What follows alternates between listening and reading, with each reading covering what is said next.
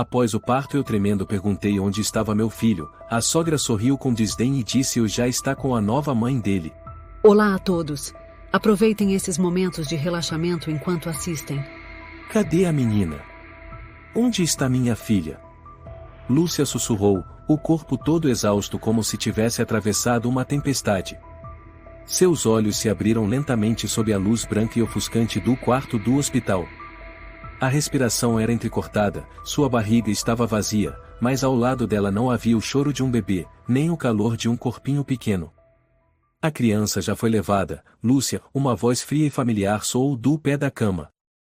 Maria, sua sogra, estava lá, com os braços cruzados e o olhar impassível como se nada tivesse acontecido. Ela agora tem uma mãe melhor. O que a senhora está dizendo? Lúcia se apoiou com dificuldade para se sentar, sentindo uma dor cortante nas costas. Melhor?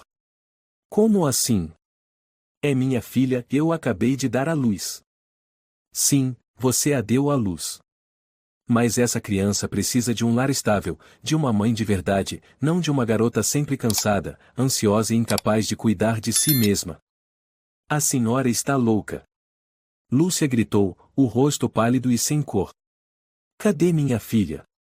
Eu quero ver minha filha. Tragam ela para mim. Maria não respondeu. Virou de costas, e logo em seguida, duas enfermeiras apareceram. Uma delas era Eliane, com o rosto impassível, sempre pronta para obedecer ordens. Lúcia, você precisa descansar, disse Eliane, segurando um copo com água e 2 comprimidos. O médico receitou um calmante leve, para te ajudar a se recuperar. Não. Eu não vou tomar. Quero ver minha filha. Onde ela está? Não encostem em mim. Lúcia se levantou bruscamente, lançando o copo ao chão, estilhaçando o vidro por todo lado. Uma dor aguda atravessou seu baixo ventre, mas ela não se importava. Tudo dentro dela era pura angústia. Ela gritou. Não pensem que vão me enganar. A senhora quer vender minha filha para alguém? Eu não estou louca. Eu sei que está escondendo alguma coisa. Maria se aproximou, deu um leve tapinha no ombro de uma das enfermeiras. Fiquem de olho nela. Está muito agitada. Sigam a prescrição médica à risca. A senhora não é minha mãe, não tem direito de decidir nada. Eu sou a mãe. A mãe daquela criança. Lúcia gritou desesperadamente, a garganta já rouca. Um dia se passou. Lúcia foi mantida em um quarto isolado, com porta de travamento eletrônico. Sem telefone, sem contato com ninguém além de médicos e enfermeiras. Cada refeição era supervisionada. Cada dose de medicamento era entregue com vigilância até que ela engolisse. E se eu não tomar os remédios? Lúcia perguntou em voz baixa, o olhar cheio de ódio para Eliane. Então o médico vai transferi-la para uma ala de observação especial, Eliane respondeu sem nenhuma emoção. Lúcia olhou para o comprimido parado na palma da sua mão. Sabia que precisava manter-se lúcida, precisava de uma chance para entender o que estava acontecendo. 2 dias depois, numa manhã em que Eliane saiu do quarto, Lúcia se levantou silenciosamente, puxando o suporte de soro colado ao corpo, e caminhou para fora. O corredor estava vazio, mas ao fundo uma porta estava entreaberta. Desculpe, a senhora não pode se afastar, uma voz soou. Uma mulher de meia idade com jaleco branco se aproximou, não era enfermeira. Lúcia se assustou. A mulher parou bem na sua frente. Sou a doutora Valéria, responsável pela obstetrícia. A voz dela era suave, mas firme. Senhora Lúcia, preciso que volte para o quarto agora. Só quero saber onde está minha filha, ninguém me disse nada. Eu acabei de acordar do parto e ela sumiu. A doutora Valéria fitou Lúcia por longos segundos. Havia hesitação em seu olhar. Vou verificar os registros. Mas antes, por favor, volte a descansar. Seu corpo ainda está fraco. Lúcia não respondeu mais nada. Apenas voltou em silêncio. Mas aquelas palavras eram a primeira pista. Nenhum médico havia falado claramente sobre a menina. Ninguém a fez assinar documento algum. Naquela noite, Maria voltou. Desta vez, com um papel na mão. Aqui está o laudo do exame psicológico que você fez. O médico escreveu psicose leve pós-parto, com sinais de delírio e instabilidade emocional. Mentira! Lúcia gritou. Eu nunca fiz exame nenhum. A senhora está inventando isso. Não se altere. Estou apenas ajudando. Você vai receber tratamento aqui por um tempo. Depois, se estiver estável, pode recomeçar. Recomeçar sem minha filha? Lúcia riu com amargura. É isso que quer? Me afastar dela como se eu nunca a tivesse gerado? Maria estreitou os olhos. Você a gerou, sim. Mas aquela criança merece um começo diferente. Já escolhi uma nova mãe para ela. Uma mulher melhor, pronta para cuidar dela, sem se preocupar com dinheiro ou saúde mental. A senhora teve coragem. Lúcia fechou os punhos com tanta força que as unhas perfuraram a palma, fazendo sangrar. Quem te deu esse direito? Quem? Eu, Maria respondeu seca. E Álvaro também. Lúcia ficou paralisada. Ele concordou. Não disse nada, mas também não se opôs. Maria respondeu, com um sorriso vitorioso. Silêncio é consentimento. No dia seguinte, Lúcia passou a prestar atenção nas conversas das enfermeiras. Num momento em que Eliane estava entretida ao telefone, ela ouviu um nome, Laura Menezes. E junto, palavras como a documentação quase finalizada, a menina vai ser transferida em breve. Laura. Laura Menezes. Um nome familiar.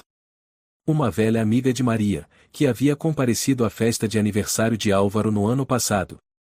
Uma mulher nobre, estéril, viúva. Lúcia deitou-se na cama, lágrimas escorrendo. Sua filha, aquela recém-nascida, estava sendo entregue a essa mulher e Maria era quem estava orquestrando tudo. Na sexta noite após o parto, Lúcia não suportou mais. Fingiu estar dormindo quando a enfermeira passou para conferir, e depois saiu devagar para o corredor. Estava vazio. Ela seguiu até o escritório onde a doutora Valéria costumava trabalhar. A porta estava destrancada.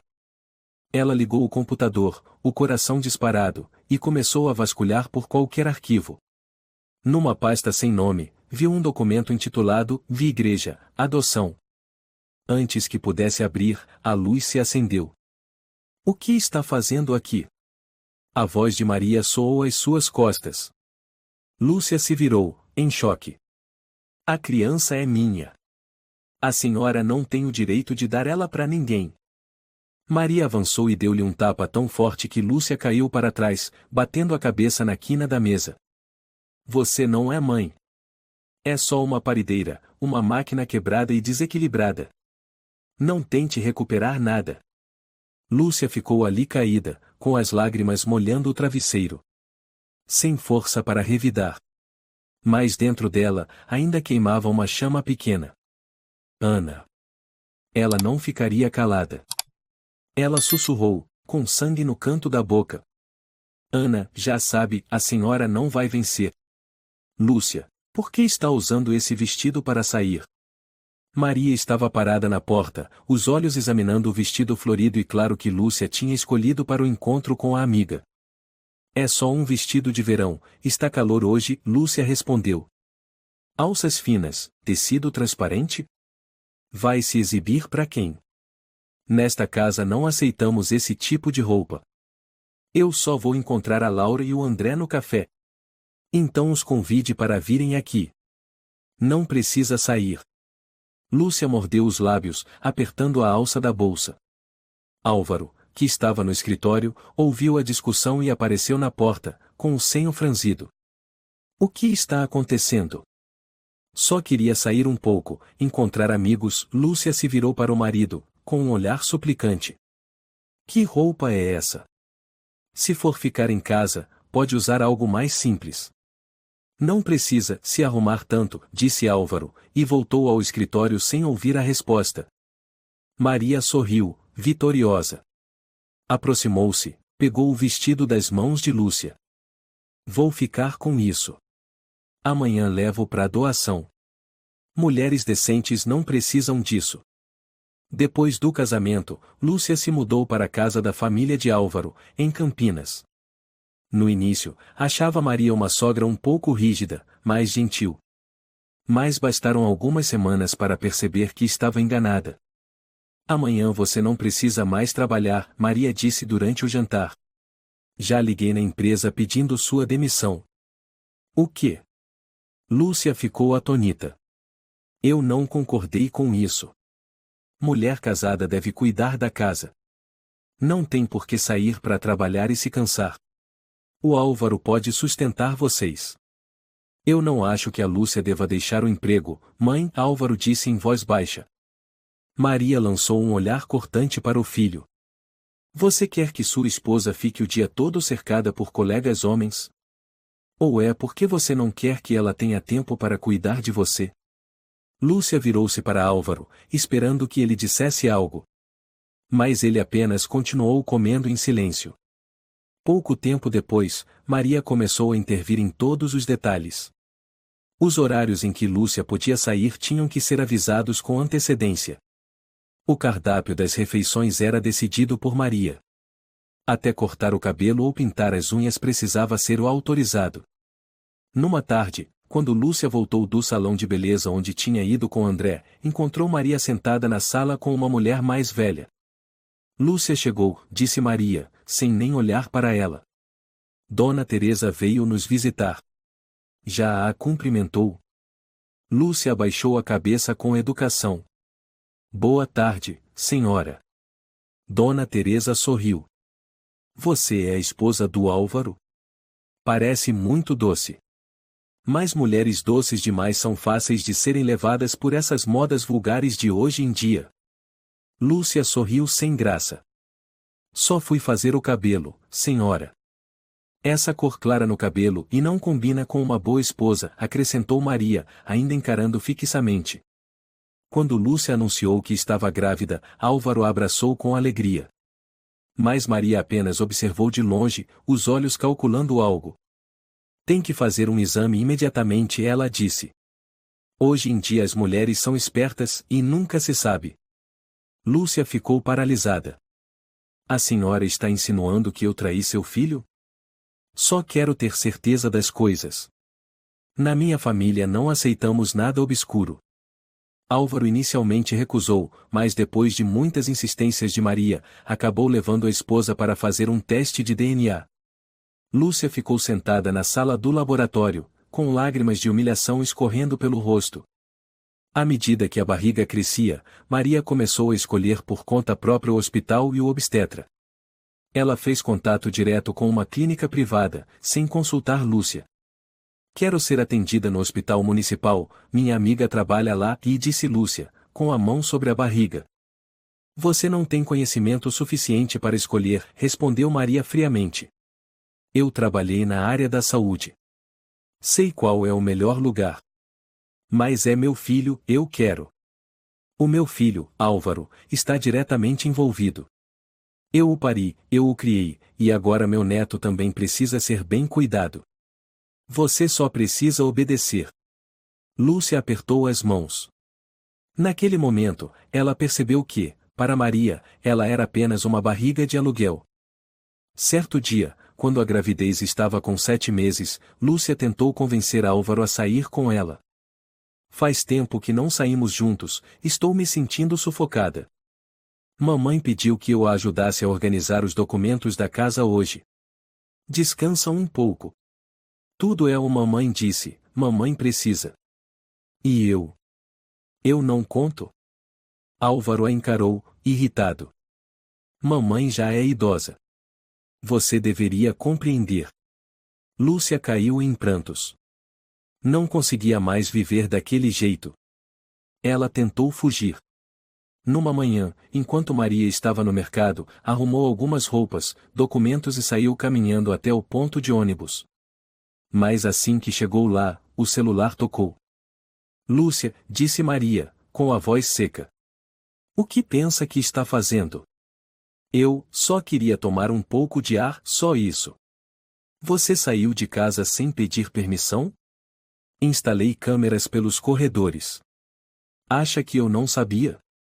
Lúcia desligou, o coração acelerado. Sentou-se no banco, as mãos tremendo. Quando o ônibus chegou, ela não teve coragem de subir. A imagem de Maria surgia em sua mente como uma sombra sufocante. Naquela noite, Maria convocou todos para a sala. Lúcia foi forçada a sentar em silêncio. Não quero que isso se repita. Se quiser sair desta casa, deixe tudo para trás, inclusive o bebê. A senhora não tem esse direito.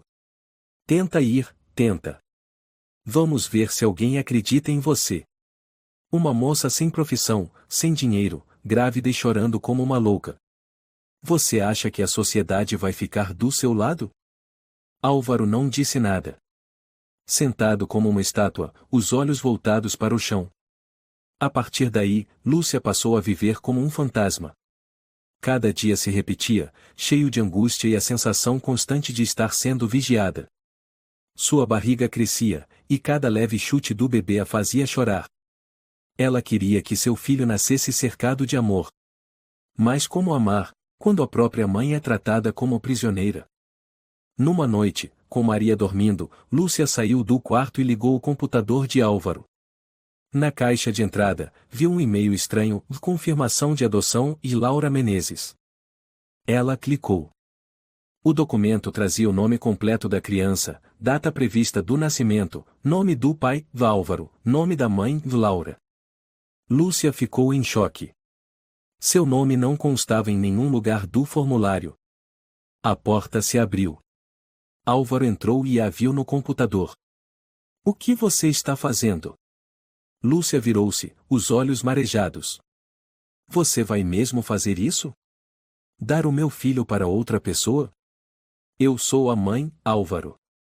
Mamãe disse, ela disse que você não está bem. Que o bebê precisa de outra mãe. Mamãe disse? Mamãe disse? E você? Ainda é meu marido? Ainda tem coração? Álvaro baixou a cabeça. Eu não sei o que fazer. Lúcia partiu para cima dele, socando seu peito. Vai embora. Sai da minha frente. Nunca mais me chame de esposa. Na manhã seguinte, Maria entrou no quarto de Lúcia com uma pasta de documentos. Está chegando a hora.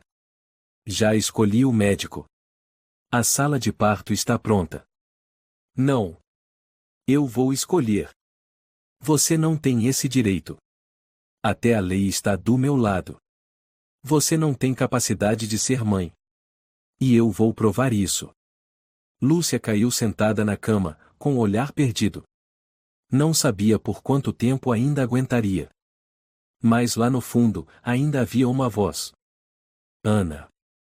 Ana não vai me deixar desaparecer assim. Você não pode sair da cama.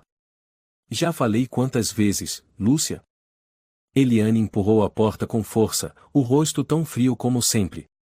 Trazia uma bandeja com medicamentos. Aqui está sua dose da manhã. Tome.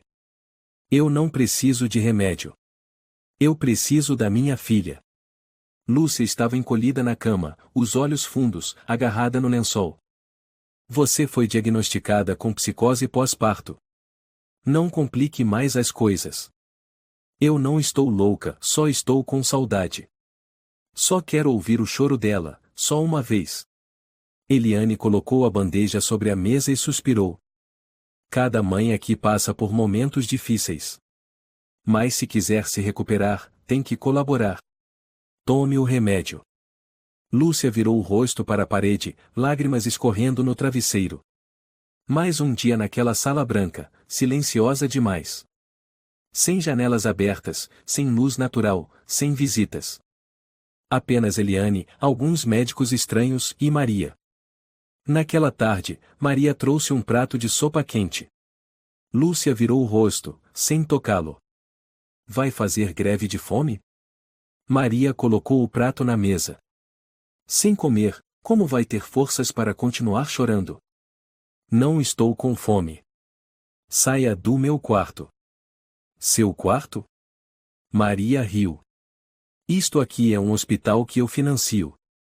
Sem mim, você teria dado à luz no corredor. Pare de se iludir achando que é a vítima. Eu sou a mãe. Tenho direitos. Você é incapaz de criar essa criança. Os laudos psicológicos são claros. Estou apenas protegendo meu neto de um futuro instável. Lúcia jogou um travesseiro em Maria, mas errou. A senhora é doente. Quer controlar a vida dos outros, mesmo quando não são seus filhos. Maria arqueou as sobrancelhas, aproximou-se e falou com raiva. Se eu sou doente, é porque vi gente como você existir e ninguém fazer nada. Eu perdi um filho, Lúcia. Não vou perder meu neto também. Lúcia ficou paralisada. Aquela frase, tão inesperada. Mas antes que conseguisse perguntar mais, Maria já havia saído, batendo a porta. Alguns dias depois, chegou uma nova enfermeira, já idosa, chamada Dona Teresa, vinda de Toledo. Seu rosto era bondoso, os olhos cheios de compaixão. Falava com voz baixa, bem diferente de Eliane. Lúcia, trouxe sopa de galinha. Fui eu que fiz. Não conte a ninguém, senão me mandam embora. Lúcia olhou, os olhos marejados. Não sei mais quem acredita em mim. Todos acham que estou louca. Dona Maria é poderosa, sussurrou Teresa. O filho dela trabalha na Secretaria de Planejamento. Ela mesma já foi conselheira do Conselho de Saúde. Todos têm medo dela. Mas a senhora acredita em mim? Não preciso acreditar ou deixar de acreditar. Eu vejo a dor nos seus olhos. Loucos não sentem dor assim. Lúcia ficou sem palavras. Uma frase simples, mas que tocou fundo. Naquela noite, Dona Teresa entrou novamente e lhe entregou um papelzinho e um lápis. Escreva uma carta para quem você mais confia. Eu envio. Será que não vão descobrir? Sou velha. Ninguém repara em mim. Escreva. Com as mãos trêmulas, Lúcia escreveu no escuro. Escreveu para Ana, sua amiga dos tempos de faculdade. A única que a defendeu quando todos a julgaram por casar com Álvaro. Ana, se você receber esta carta, por favor, venha ao Hospital São Rafael em Campinas. Estou sendo mantida aqui contra minha vontade. Minha filha foi tirada de mim logo após o parto. Eu preciso de você. Por favor. 2 dias depois, Eliane entrou no quarto, com uma expressão mais tensa que o normal. Tem uma mulher querendo te ver. Disse que é sua amiga de longa data. Lúcia se levantou num salto. Ana? É a Ana mesmo? Ela foi impedida de entrar. Não tinha autorização. Dona Maria mandou os seguranças escoltá-la para fora.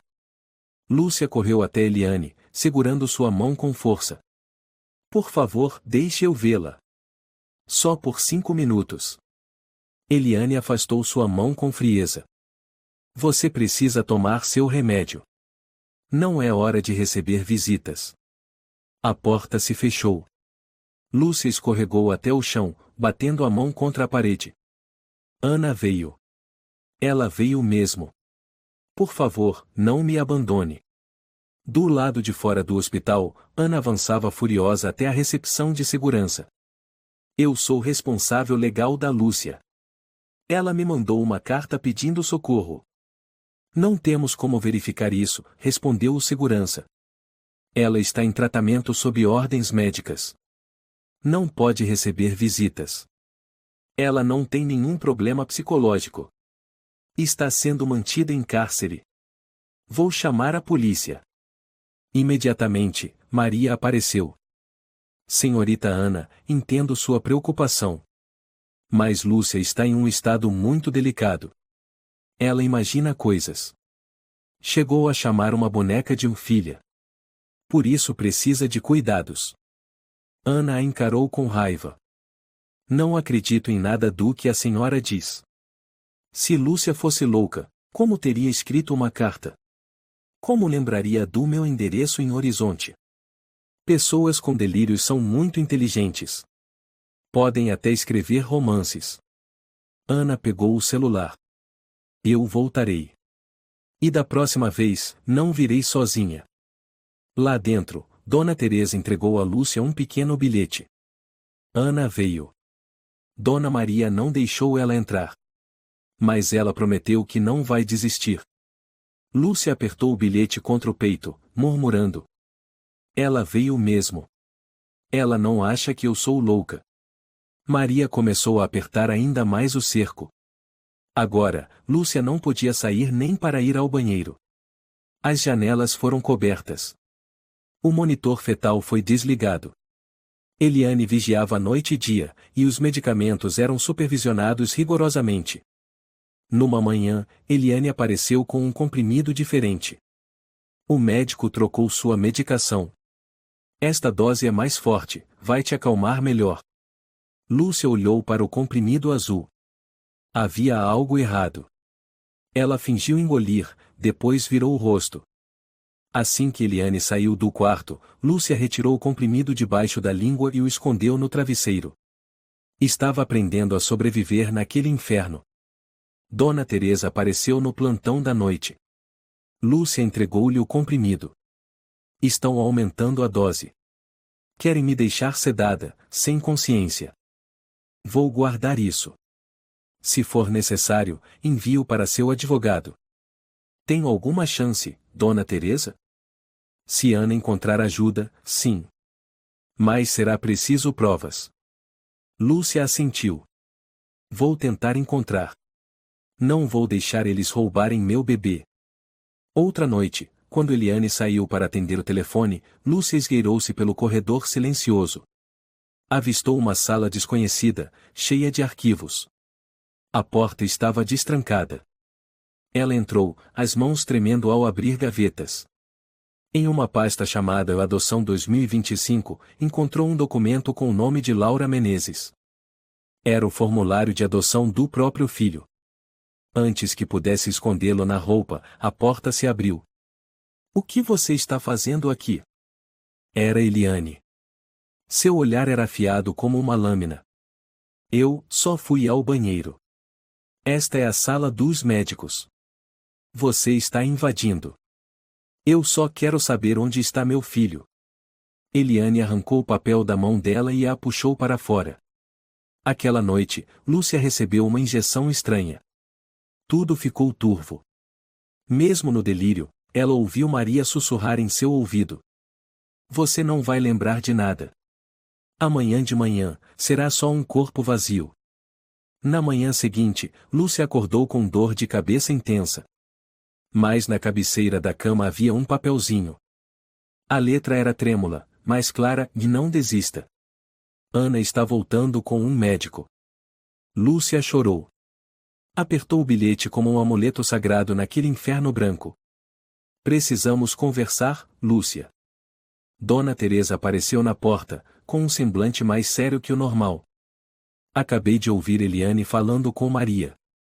Os papéis estão quase prontos. Se for verdade, o bebê será levado ainda esta semana. Lúcia se levantou de um salto, o coração disparado. Não. Não pode ser tão rápido. A justiça leva tempo. Não quando quem prepara os documentos é o Dr. Ricardo Monteiro. Quem? O advogado da família de Maria. Velho, influente, tem contatos em toda a cidade. Ele cuida de tudo relacionado à adoção. Lúcia ofegou, levando as mãos à cabeça. Preciso encontrar o original do documento. Ou algo. Uma prova. Caso contrário. Teresa entregou-lhe uma pequena chave. Ouvi o código do armário na sala de arquivos. Hoje, à meia-noite, o corredor oeste não terá seguranças. Se você conseguir, tente. Meia-noite. Tudo mergulhado no silêncio. Lúcia vestiu um hobby, estava descalça, colada às paredes. As luzes do corredor piscavam levemente.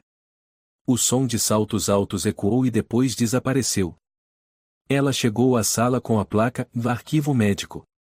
O cadeado prateado ficava sob a mesa. Lúcia inseriu a chave e abriu devagar. Uma nuvem de poeira subiu. Lá dentro, pilhas de documentos. Ela procurou pelo nome familiar Laura Menezes.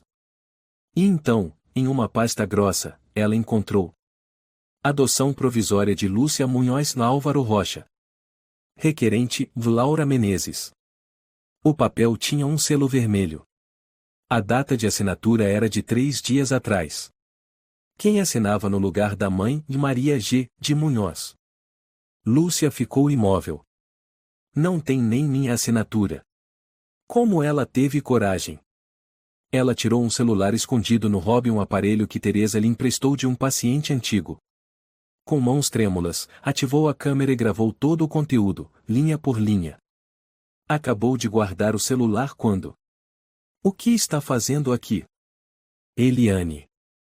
Ela estava na porta, com uma lanterna. Lúcia engoliu seco, mantendo a mão no bolso. Não consegui dormir, vim buscar água. Tem água no seu quarto. Esta é a sala de arquivos. Me perdi. Eliane se aproximou como uma predadora. Mostre seu bolso. Não tenho nada. Levante as mãos.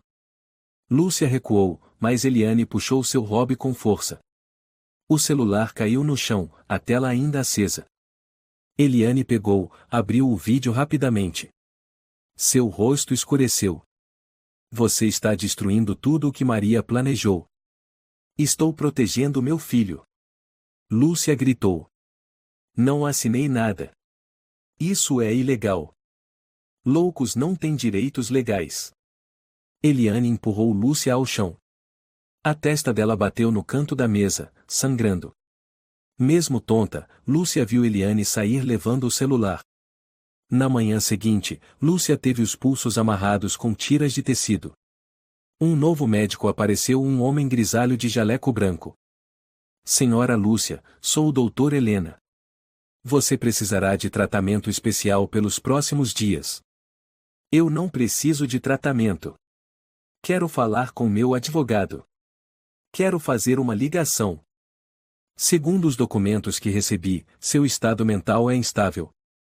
Dona Maria é sua responsável legal neste período. Lúcia virou-se para Teresa. Por favor, diga algo. A senhora sabe que eu não sou louca. Teresa baixou os olhos, sem coragem de encará-la. Eliane estava ao fundo, de braços cruzados.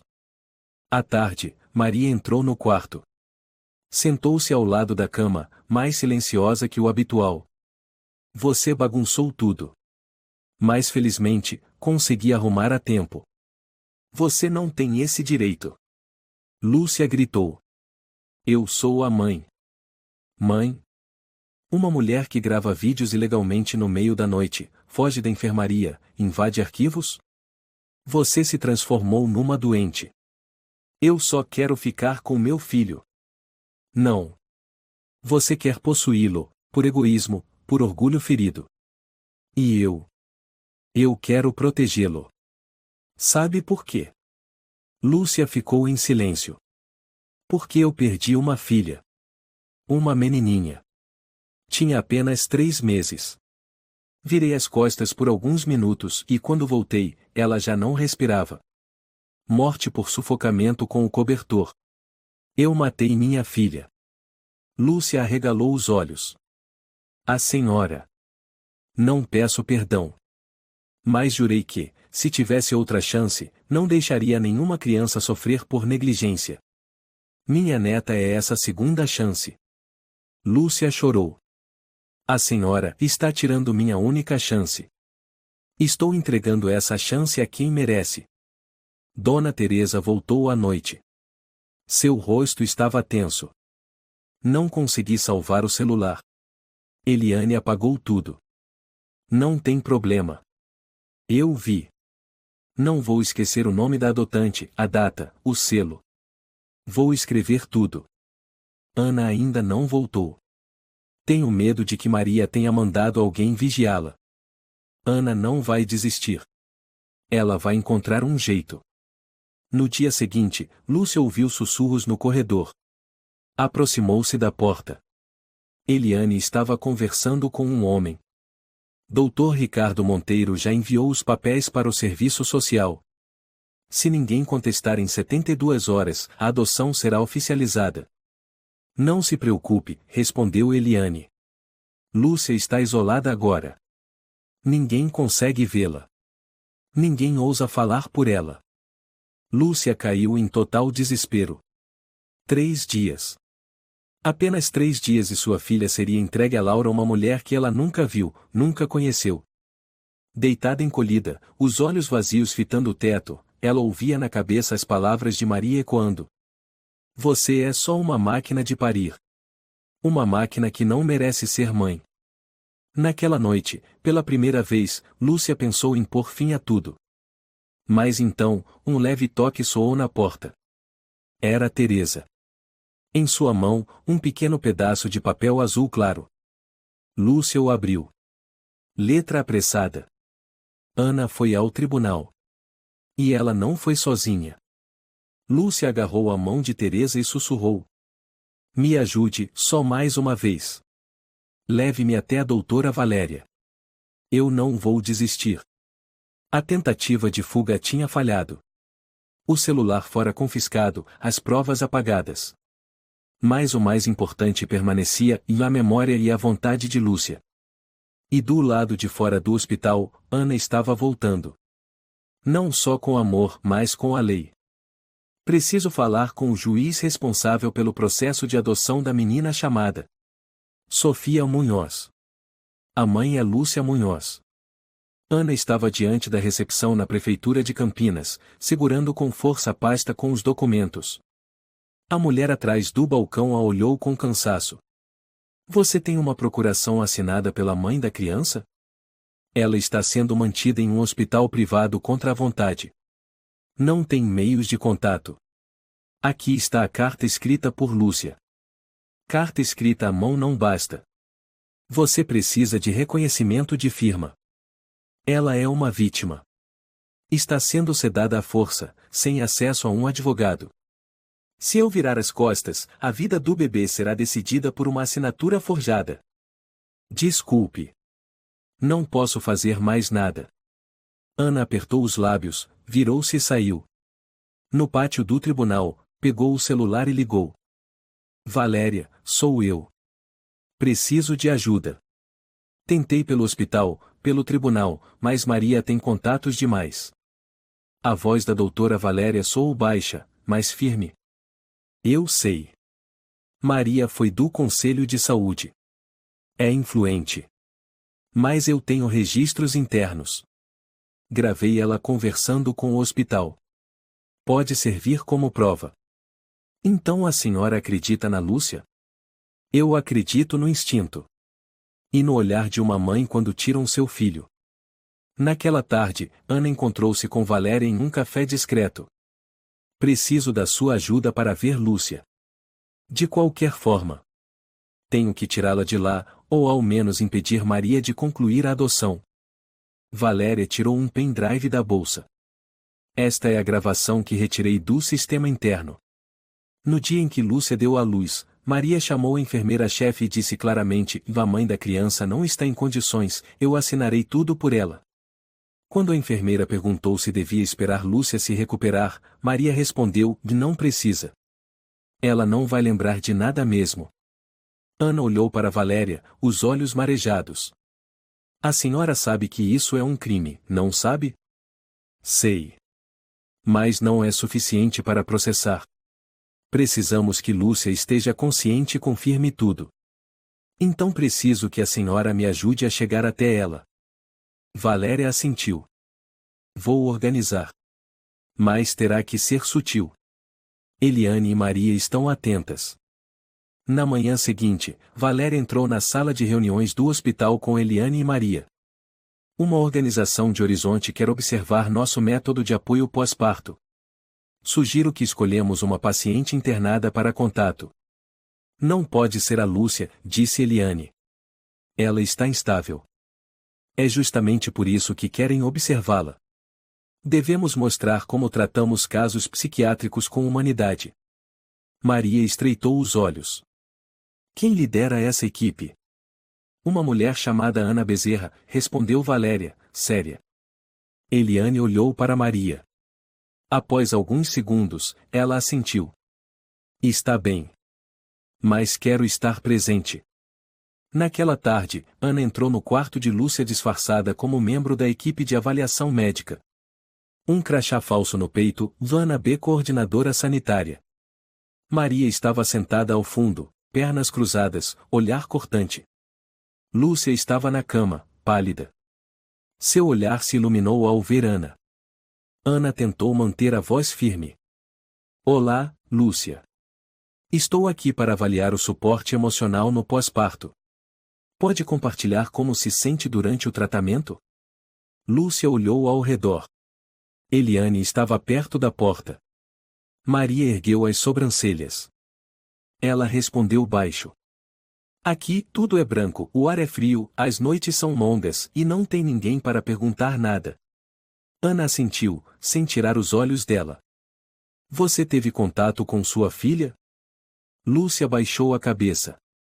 Ela tem cabelo castanho. Nunca encostei nela. Disseram que não preciso ser mãe. Maria interferiu. Lúcia, não diga bobagens. Você sabe que cuidamos bem da menina.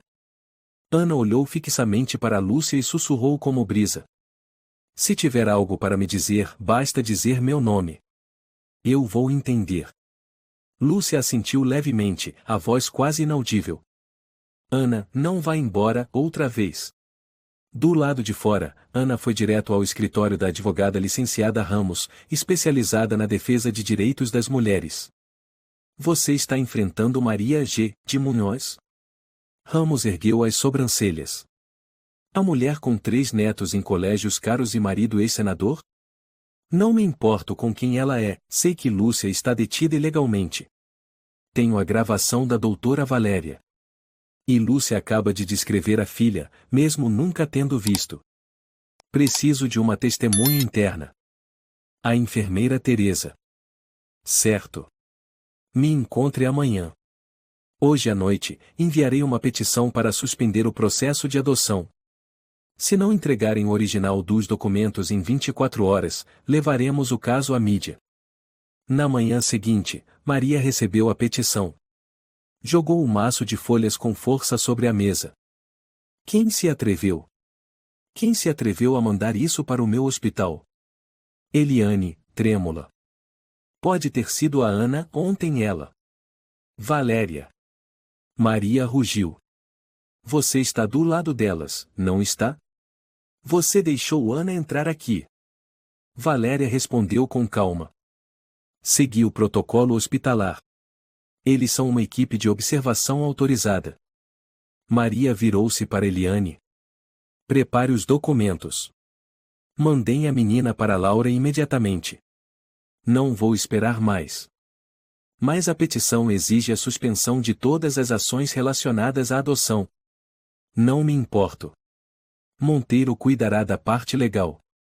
Enquanto isso, Ana estava na prefeitura, diante do oficial Silveira, responsável pelos registros de adoção. Preciso conferir o processo de adoção de Laura Menezes. Esses arquivos ainda não foram tornados públicos. Então confirma que existem? Silveira permaneceu em silêncio. Ana levantou o pendrive. Aqui tem uma gravação de uma médica afirmando que Maria assinou pelos outros. Se não me mostrar os arquivos, envio para a rádio local. Silveira suspirou. Posso mostrar uma cópia. A cópia era exatamente como Lúcia descreveu, sem sua assinatura, apenas a de Maria e Álvaro. A data coincidia com o dia do parto. Ana tirou fotos de tudo com o celular. Isso é suficiente para cancelar o processo? Silveira assentiu. Se tiver a declaração direta da mãe, você pode levar ao tribunal de família. Eu trarei essa declaração em menos de 24 horas. À noite, Teresa foi até o quarto de Lúcia. Suas mãos tremiam ao entregar um bilhete escondido entre 3 camadas de roupa. Ana deixou isso. Tive que esconder bem para passar pelos seguranças. Lúcia abriu o papel. A caligrafia era firme e clara. Amanhã cedo, esteja pronta. Valéria vai abrir espaço para você falar. Não tenha medo. Eu estarei lá fora. Lúcia dobrou o papel e o escondeu debaixo do travesseiro. Pela primeira vez em dias, havia um brilho de esperança em seus olhos sombrios. Não deixarei minha filha cair nas mãos de quem a arrancou de mim. Nem que precise usar o último grito da minha vida. Maria ainda não sabia que a próxima visita médica o seria a chance de reverter tudo. E Ana, com sua fé inabalável, havia se tornado a última muralha entre Lúcia e o abismo da perdição. Há coisas neste dossiê que me arrepiam, disse a doutora Valéria, folheando os documentos cuidadosamente plastificados. Teresa, tem certeza que é o original? Teresa assentiu. Tirei do antigo arquivo. Maria pensava que ele havia sido destruído. Mas eu trabalhei no setor de psicologia do Hospital Santa Teresa, onde ela foi tratada depois da morte da filha. Ana se inclinou para a frente. A senhora quer dizer que Maria realmente perdeu uma filha? Sim. Uma menina. Mariana. Morreu por sufocamento. Ela se afastou do berço por menos de 10 minutos, quando voltou, já era tarde. Valéria bateu com os dedos na mesa e murmurou. Desde então, entrou em depressão severa, depois delírios de controle. O laudo diz tendência a substituir a perda com manipulação de entidades equivalentes ao ponto. Ana ficou em choque. Quer dizer que ela vê Lúcia como uma substituta da filha perdida? Não exatamente Lúcia. É o bebê. Lúcia é apenas um meio. Ela não odeia a nora, ela a vê como uma redoma de vidro que carrega a criança que acredita ser sua. Teresa assentiu. Maria me disse uma vez, baixinho, e não vou cometer os mesmos erros. Desta vez, farei tudo da maneira certa. Ana olhou para Valéria, decidida. Doutora, a senhora teria coragem de ser testemunha oficial em uma audiência emergencial? Se Lúcia confirmar tudo, sim. Então precisamos fazer Lúcia falar. Não em sussurros. Não por códigos. Mas com clareza. Uma declaração. Na manhã seguinte, Maria entrou no escritório de Valéria acompanhada por Eliane. Soube que quer enviar a paciente Lúcia Munhoz para nova avaliação? Valéria sorriu suavemente. Recebi uma solicitação da equipe de monitoramento obstétrico de Horizonte. Eles exigem um laudo de saúde atualizado, incluindo uma avaliação psicológica independente. Maria ergueu uma sobrancelha. Desnecessário. Já entreguei tudo. Desculpe, mas é uma exigência oficial. Se não cumprirmos, o hospital pode perder o direito de internar gestantes. Maria sentou-se de braços cruzados. E quem fará a avaliação? A doutora Helena. Ex-membro do Conselho Nacional de Saúde da Mulher. Também já tratou da senhora. Maria congelou por um instante. Helena não exerce mais. Desde o mês passado, voltou à ativa. Aqui está a autorização. Valéria empurrou a pasta sobre a mesa. Eliane lançou um olhar a Maria e notou o suor escorrendo por sua testa. Se não há nada a esconder, então acredito que não haverá objeções. Naquela tarde, doutora Helena, uma mulher de cabelos brancos e olhar cortante por trás dos óculos, entrou no quarto de Lúcia. Boa tarde, Lúcia. Fui designada para avaliar seu estado atual. Lúcia assentiu, a voz leve como brisa. Eu não estou louca. Eu sei onde está minha filha. Lembro do médico chamando no dia do parto. Lembro do frio após a cesariana. Lembro da Maria segurando os papéis da adoção sem jamais me consultar. Helena sentou-se e começou a anotar. O que mais você lembra? Fui sedada, trancada neste quarto. Minha amiga Ana foi expulsa. Teresa me ajudou a enviar uma carta. Valéria ouviu Maria me chamar de um barriga de aluguel. Helena levantou os olhos. O que você disse? Maria disse que eu era só uma máquina de parir. Que desta vez ela não erraria. Na época não entendi, mas agora sei, ela quer substituir a filha que perdeu pela minha. E eu sou o obstáculo. Helena escreveu rapidamente, depois sorriu levemente. Lúcia, se você permitir, apresentarei esse laudo à comissão de fiscalização médica. Mas preciso saber do que você quer. Lúcia olhou firme em seus olhos. Quero minha filha de volta. E que Maria seja julgada. No escritório do hospital, Helena colocou um grosso dossiê diante de Valéria e Eliane. Lúcia está completamente lúcida. Sem sinais de delírio. Sem histórico de transtorno mental. As alterações emocionais são respostas a um ambiente coercitivo. Eliane franziu a testa. Mas temos um diagnóstico anterior. De quem? De dentro deste hospital? Baseado em relatos de Maria? Valéria interveio. Eu mesma ouvi Maria instruindo a enfermeira a não exigir a assinatura de Lúcia em nada. Isso é uma grave violação ética. Helena fechou o dossiê. Vou encaminhar um relatório ao Ministério Público. E se necessário, prestarei depoimento pessoalmente. Maria soube da notícia por um informante do hospital. Doutor Helena protocolou um novo laudo. Pode haver investigação. Ela bateu a mão na mesa. Está saindo do meu controle.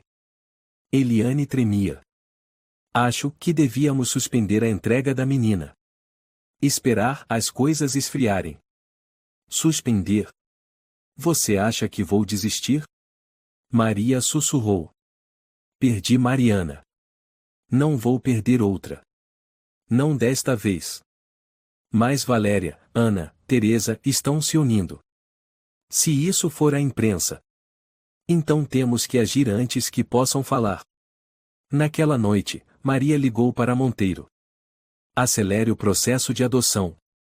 Não preciso de toda a documentação. Basta Laura receber a menina e sair de Campinas. Não é simples. Se houver investigação, cuidarei disso. Você só precisa garantir que a criança suma daqui antes de segunda-feira. Do outro lado, Ana recebeu uma mensagem de Valéria. Maria está acelerando tudo. Precisamos agir agora. Amanhã cedo, darei a Lúcia a chance de fazer uma ligação apenas uma, por 5 minutos. Ana ligou imediatamente para a advogada Ramos. Precisamos de uma equipe do Serviço Social, polícia e um juiz no hospital em 24 horas. Eu garanto a declaração de Lúcia. Teresa discretamente colocou um celular nas mãos de Lúcia durante a ronda noturna. 5 minutos. Quando Valéria sinalizar, disque para Ana. Lúcia segurou o aparelho como um tesouro. Fechou os olhos, respirou fundo. Desta vez, ela falaria tudo. Sem pausas. Sem medo. Sem deixar Maria calá-la por mais um segundo. Na manhã seguinte, às 9 horas em ponto, Valéria entrou no quarto de Lúcia. Vou emprestar-lhe este telefone como parte de uma avaliação cognitiva. Pode ligar para alguém da família. Lúcia assentiu. Valéria colocou o aparelho na mesa. Lúcia discou. O telefone chamou. Ana. Sou eu. Pode falar. Estou gravando. Lúcia falou entre os dentes, firme. Estou sendo mantida em cárcere.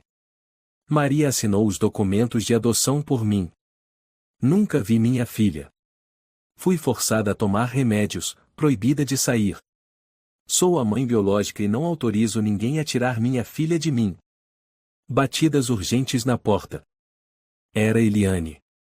Dona Maria pediu que a ligação fosse encerrada. Valéria a interceptou na porta. O teste ainda não terminou. Lúcia continuou. O nome da adotante é Laura Menezes. Amiga de Maria. Ela disse que a menina era sua segunda chance. Juro, Ana, se eu perdê-la, eu morro. A ligação foi encerrada. Valéria pegou o telefone e assentiu. Já temos o suficiente. Lúcia caiu na cama. Mas em seu coração, sentia que havia falado. Gritado. Que não estava mais em silêncio. Do lado de fora, Ana enviou o áudio para Ramos, para o delegado, e para o Departamento de Assistência à Criança. A batalha estava prestes a alcançar o seu clímax. Maria não sabia, e aquela voz trêmula derrubaria todo o império de mentiras que ela construiu. Passos apressados ecoavam pelos corredores frios.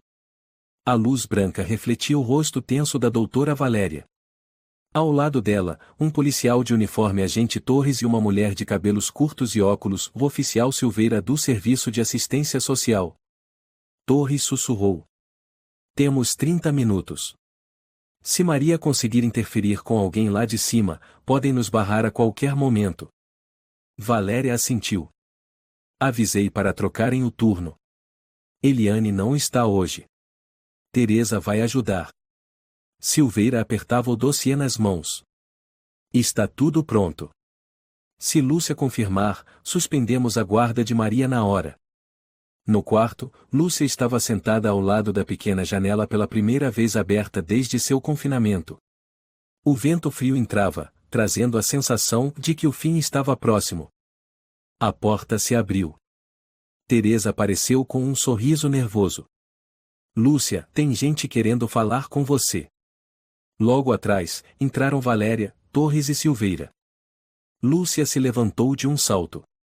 Ana? Ela veio? Silveira se aproximou e disse suavemente. Sou da assistência social. Ouvi sua gravação ontem.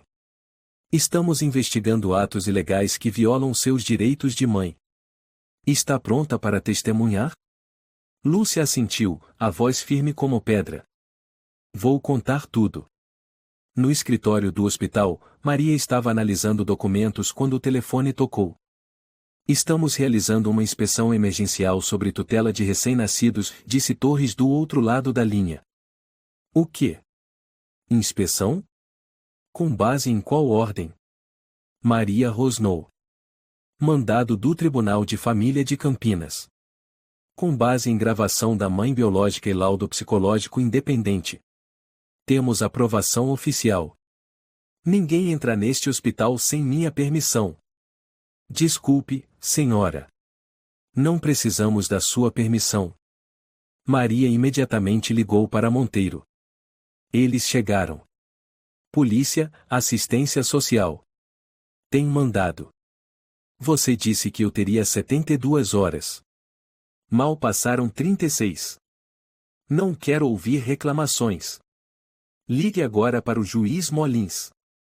Ele me deve um favor. Enquanto isso, no quarto, Silveira perguntou. Lúcia, você sabe onde está sua filha agora? Só ouvi através da porta. Maria disse que a menina estava sendo cuidada em uma ala neonatal isolada. Mas eu nunca a vi. Eu a pari e nunca a toquei. Torres assentiu. É suficiente para requisitarmos a retirada da bebê desta unidade. Se conseguirmos provar que os documentos de adoção foram falsificados, Maria pode ser formalmente acusada. Lúcia apertou os lábios. Ela me usou como recipiente. Não pude escolher hospital, nem assinar, nem perguntar nada. Até para ver minha filha, tive que implorar. Do lado de fora, Maria caminhava rapidamente pelo corredor, interceptando Valéria. O que você pensa que está fazendo? Valéria a encarou firme. Estou fazendo o que a senhora deveria ter feito há muito tempo, proteger uma mãe. Lúcia não está estável. Ela fantasia, ela. Sei que a senhora perdeu uma filha. Mas tomar a filha de outra mulher para preencher seu trauma não é amor materno. É patológico. Estou fazendo o melhor para a criança. Não. Está fazendo o melhor para alimentar o seu ego. Na ala neonatal, Torres e Silveira encontraram a menina. Ela estava deitada em uma incubadora aquecida, saudável. A jovem enfermeira se mostrou confusa ao ser questionada. Nome do bebê. Está anotado como Sofia, mãe de Laura Menezes. Não Lúcia Munhoz. Eu não sei dizer. Esse nome está na ficha vinda do setor administrativo. Silveira abriu a pasta e mostrou um documento à enfermeira. Essa certidão de nascimento não tem assinatura da mãe biológica. E por lei, ninguém pode registrar um recém-nascido sem a presença e consentimento da mãe. Torres assentiu.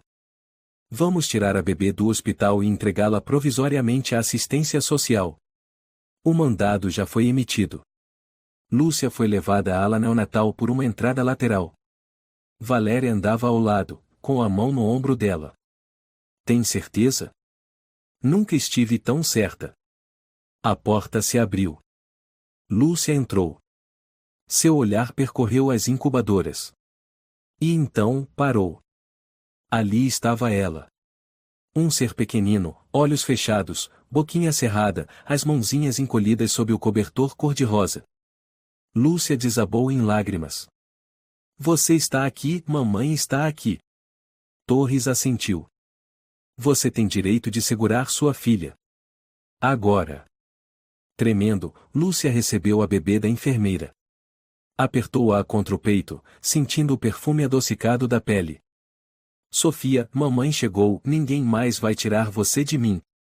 Maria entrou na sala, mas foi imediatamente barrada. Torres declarou. Maria G. de Munhoz, a senhora está detida para investigação por falsidade ideológica em processo de adoção, cárcere privado e violação de direitos de personalidade. Vocês ousam. Sabem quem eu sou? Sabemos. E também sabemos que agora a senhora é investigada. Ao ser escoltada até o carro, Maria olhou para trás, para Lúcia. Seu olhar já não era de raiva, mas de exaustão. Eu só não queria que ninguém sentisse a dor que eu senti. Lúcia apertou a filha contra o peito. A senhora nunca curou sua dor. Transformou-a em corrente para prender os outros. Minha filha não é cura para o seu passado. Maria foi levada. Valéria virou-se para Lúcia, emocionada. Você fez o que tantas mulheres, na mesma situação, não conseguem fazer, se levantar. Lúcia olhou para a filha nos braços. Eu não tinha outra escolha. Se eu não lutasse, não seria só eu que perderia minha filha. Ela também perderia a chance de viver a verdade. Do lado de fora do hospital, Ana aguardava com os olhos marejados ao ver Lúcia sair com a bebê no colo. Você conseguiu, Ana sussurrou. Lúcia não respondeu.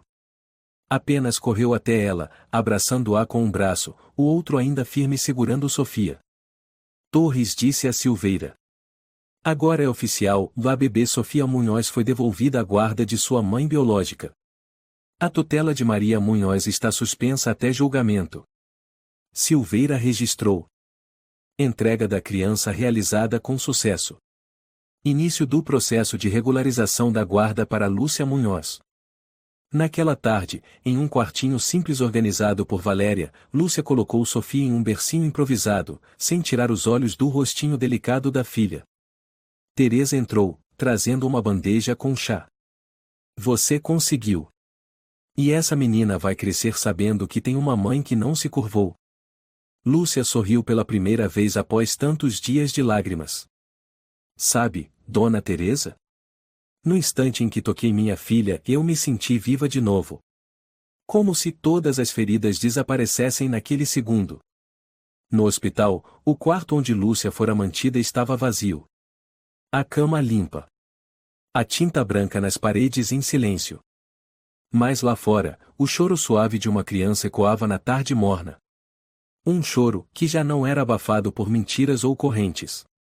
Fim da parte 1, encerrando-se com o primeiro toque entre dois corações, uma mãe e uma filha. Mas a jornada de Lúcia ainda não terminou. Tem certeza que quer ficar para testemunhar? Ana perguntou baixinho, com a mão no ombro de Lúcia enquanto esperavam no corredor do Ministério Público. Tenho. Lúcia respondeu, os olhos fixos no carrinho onde Sofia dormia. Não posso deixar que ela repita isso com outra pessoa. A porta grande se abriu. Doutora Valéria saiu primeiro, seguida de um homem de terno grisalho, o promotor Martins. Senhora Lúcia Munhoz? Ele perguntou. Sou eu. Analisamos a gravação, o laudo psicológico e os depoimentos da doutora Helena e da enfermeira Teresa. Agora precisamos de sua declaração formal para concluir o pedido de indiciamento. Lúcia assentiu. Estou pronta. Na sala de interrogatório, sob luz branca intensa, 3 pessoas estavam diante de Lúcia, o promotor Martins, uma advogada da Defensoria Infantil e um policial responsável pela ata. A senhora confirma que Maria Rocha assinou por você no pedido de adoção? Confirmo. Eu não assinei nada. Tinha acabado de parir, fui sedada. Quando acordei, minha filha havia sumido. A senhora tem outras provas? Encontrei uma pasta com o nome de Laura Menezes, mas foi confiscada. No entanto, lembro de cada campo, do nome, da data e até do carimbo vermelho. Sabe por que Maria fez isso? Lúcia fez uma pausa. Porque ela perdeu uma filha. E escolheu Sofia, minha filha, para substituí-la. Ela não precisava de mim. Só queria a minha filha.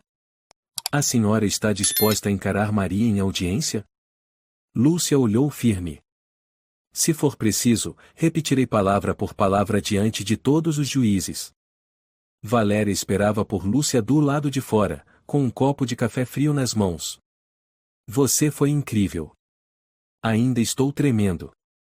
Mas pela primeira vez, não me sinto mais sozinha. E você nunca mais vai estar. Valéria pôs a mão sobre o ombro de Lúcia. Você tem a Ana. Tem a mim. E tem sua filha. Naquela tarde, Ana levou Lúcia ao apartamento temporário cedido por uma ONG de apoio a mulheres. Um espaço simples, com 2 quartos, uma cozinha pequena e uma varanda com espaço para um vasinho de flores. Lúcia colocou Sofia no berço ao lado da cama e olhou ao redor. Está tão silencioso. Vou passar aqui todos os dias, Ana sorriu. Além disso, tem a doutora Valéria, serviço de apoio psicológico, babá meio período. Você não está sozinha. É a primeira vez em meses que posso segurar minha filha sem alguém vigiando. Às vezes acho que tudo isso é um sonho. Não é. É real. Lúcia foi até a varanda, observando o sol da tarde através da cortina. Não posso voltar para Campinas. Mas também não posso viver com medo. Quero processar. Ana se surpreendeu. Tem certeza? Vai ser um processo longo. Quero justiça. Não só por mim. Mas pela Sofia também. Uma semana depois, ocorreu a primeira audiência no Tribunal de Família de Horizonte. Lúcia, com vestido claro e cabelos presos, entrou com um olhar firme. Do outro lado, Maria estava calada, vestida de preto, segurando a bolsa com força. Ao seu lado, o advogado Monteiro. A juíza era a renomada juíza Neves de Oliveira, conhecida por sua severidade. Audiência para julgamento da tutela da menor Sofia Munhoz, entre a requerente Lúcia Munhoz e a parte contestante Maria Rocha. Monteiro se levantou. Excelência, minha cliente agiu movida por amor e preocupação com a estabilidade da criança. Sem o consentimento da mãe biológica, a juíza questionou. A requerente apresentava sinais de transtorno pós-parto. Minha cliente apenas interveio temporariamente. A advogada Ramos, representante de Lúcia, rebateu. Excelência, minha cliente foi sedada, mantida em cárcere privado e nunca assinou qualquer autorização. Temos provas médicas e testemunhais. A juíza assentiu. Solicito o depoimento da requerente. Lúcia subiu ao púlpito. Só quero ser mãe. Eu pari minha filha, mas nunca pude abraçá-la. Fui separada, trancada em um quarto branco, desacreditada. Eu não sou louca. Sou uma mãe privada de seus direitos. A juíza perguntou. Tem algo a dizer a senhora Maria? Lúcia olhou para Maria. Sei que a senhora sofreu. Mas escolheu o caminho errado para se curar. Usou minha paz para remendar sua dor. Não a odeio. Mas não posso permitir que continue fazendo isso com mais ninguém. Maria não respondeu. Seus olhos velhos não tinham mais o brilho frio, apenas cansaço. A audiência terminou. Lúcia saiu com Sofia nos braços. Ana a abraçou. Independente da decisão, você já venceu. Lúcia sussurrou. Só preciso estar com ela e isso já basta. 3 semanas depois, o veredito chegou por correio. Lúcia estava sentada à mesa da cozinha. Sofia dormia no berço. Ana leu em voz alta. O tribunal declara Lúcia Munhoz como única responsável legal por Sofia Munhoz. Todas as ações ilegais de Maria G. de Munhoz são reconhecidas como infrações.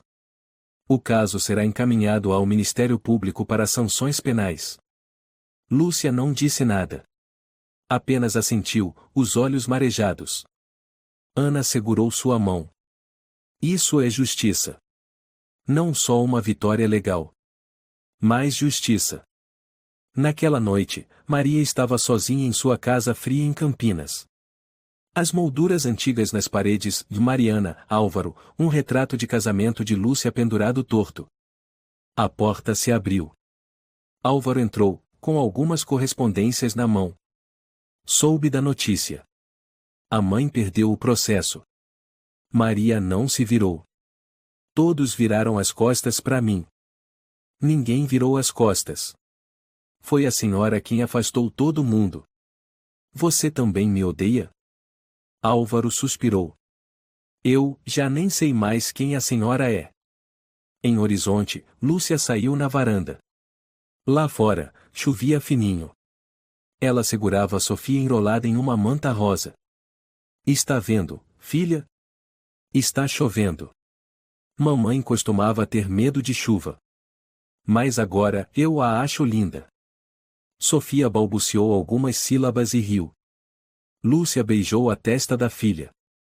Continue sorrindo, meu amor. Sorria bem alto. Porque nós sobrevivemos. Me inscrevi num curso básico de contabilidade. 3 vezes por semana. O resto do tempo, fico em casa com a Sofia. Lúcia disse enquanto servia chá, o cabelo preso, vestindo uma camiseta branca, o rosto sereno após meses de escuridão. Ana riu. Contabilidade? Não era você quem odiava números?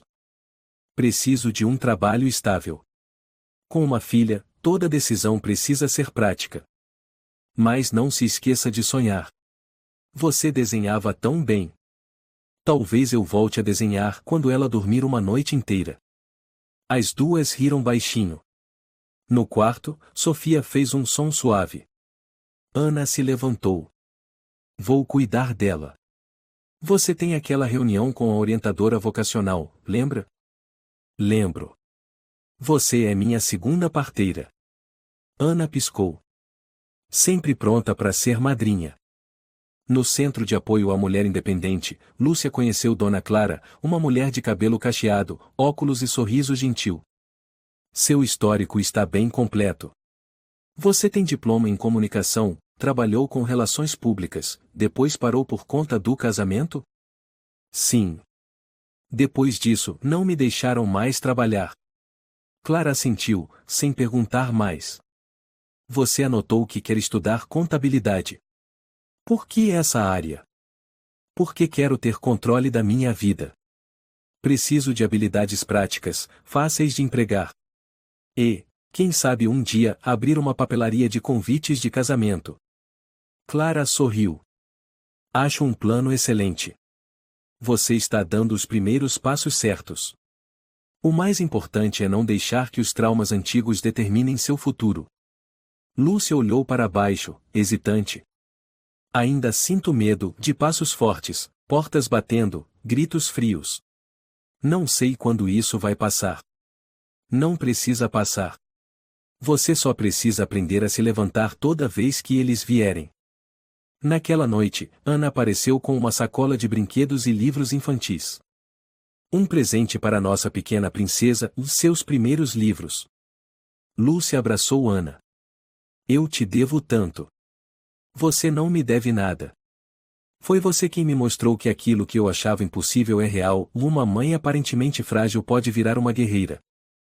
Lúcia olhou para o quarto, de onde saía a luz suave do abajur. Não quero ser lembrada apenas como alguém que sobreviveu. Quero que Sofia saiba que a mãe dela viveu, por inteiro. Um mês depois, Lúcia recebeu a notificação de Maria foi formalmente indiciada por falsificação de documentos e cárcere privado. O oficial Nascimento, responsável pelo caso, foi até sua casa para conversar. Interrogamos o advogado Monteiro, a enfermeira Eliane e revisamos os registros hospitalares. A senhora Maria pode enfrentar de 3 a 5 anos de prisão. Lúcia permaneceu em silêncio. Ana segurava sua mão. Nascimento continuou. Ela não recorreu.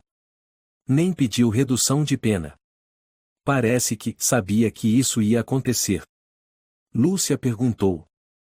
Ela disse algo sobre mim? Sobre a Sofia? Apenas uma frase.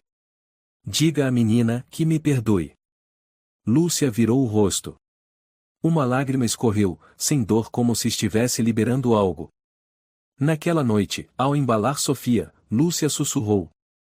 Filhinha minha, sonhe com o céu azul. Sofia piscou devagar e adormeceu nos braços da mãe. Lúcia a olhou e murmurou. Você não crescerá com medo. Não conhecerá aquele quarto branco, nem o silêncio sufocante, nem o que chamam de um amor com condições. Mamãe promete. No fim de semana, Lúcia levou Sofia ao parque. Pela primeira vez, as duas saíram no meio da multidão sem escolta policial, sem olhares desconfiados. Ana caminhava ao lado, segurando uma mamadeira e uma toalha. Ela adora o sol. Porque passou os primeiros 3 meses da vida trancada numa incubadora, respondeu Lúcia. Agora está aprendendo a sentir o mundo. Sofia gargalhou, estendendo as mãos para balões coloridos.